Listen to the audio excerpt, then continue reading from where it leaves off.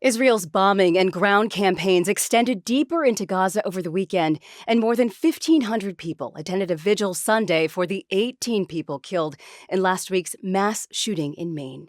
Good morning, I'm Kristen Wright from NPR News, and here are today's top stories. Israel is maintaining a heavy bombing campaign in Gaza and extending its ground campaign deeper into the territory. As NPR's Greg Myrie reports, Israeli forces are operating in both the northern and central parts of Gaza. The Israeli military says it's expanding operations in Gaza with both infantry troops and armored vehicles. There have been only sporadic reports of ground clashes, but the military says Israeli troops are identifying Hamas fighters and the Air Force is striking from above.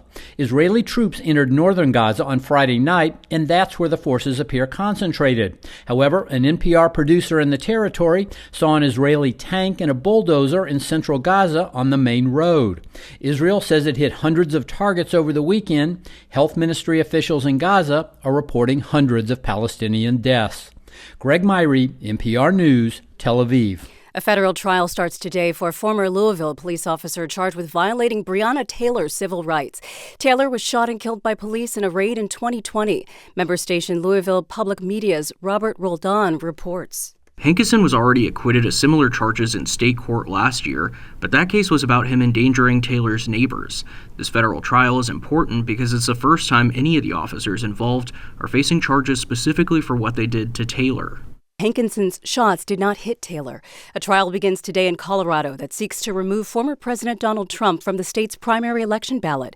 From Colorado Public Radio, Bente Birkeland has more. The lawsuit from 4 Republican and 2 unaffiliated voters and a liberal group says Trump's actions after the 2020 election violated the 14th Amendment and make him ineligible to run for president. They say he engaged in an insurrection. On the ground, Republican voters like John McCord say even if Trump isn't on the ballot, he'll write his name in. And I think a lot of people here will, because what they're doing is wrong. Trump's attorneys argue he never directly engaged in an uprising against the government. For NPR News, I'm Bente Birkeland in Denver. General Motors is now the only Big Three U.S. automaker without a deal with the United Auto Workers.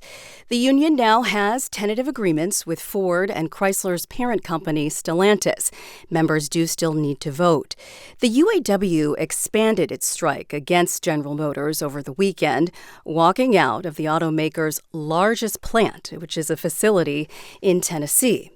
The agreements include a 25% pay increase, and the agreement also includes regular cost of living increases, and those would be tied to inflation. More than 1,500 people attended a vigil in Lewiston, Maine Sunday to honor the 18 people killed in last week's mass shooting. Faith leaders and other speakers acknowledged the deep pain of the moment and urged residents to take strength in each other. Maine Public's Ari Snyder reports. Filling the pews at the front of the Basilica of Saints Peter and Paul were dozens of people from Maine's deaf and hard of hearing community. 4 shooting victims, Steve Vozella, Brian McFarlane, Billy Brackett, and Joshua Seal, were deaf. Deaf community member Kevin Boland delivered remarks in American Sign Language through an interpreter. This tragedy truly hit so close to our home and the heart of our community. Then he raised his hand in the sign for I love you. Inside the basilica, hundreds held up their arms and mirrored the sign back to him. For NPR News, I'm Ari Snyder in Lewiston, Maine. It could take weeks before an official cause of death is determined for actor Matthew Perry. He was found unresponsive in his hot tub at his home in Los Angeles. The actor became famous for his role as Chandler Bing on the hugely successful NBC sitcom Friends. In 2022, Perry released a memoir about his struggles with addiction and sobriety. Perry was 54. This is NPR.